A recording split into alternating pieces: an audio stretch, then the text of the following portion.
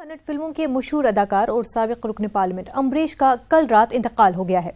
66 के अम्बरीश मुख्तलिफ अमराज में मुब्तला थे और एक निजी अस्पताल में उन्होंने आखिरी सांस ली। कन्नड़ फिल्मी सनत और रियासत की सियासत पर अम्बरीश का गहरा असर रसूख था।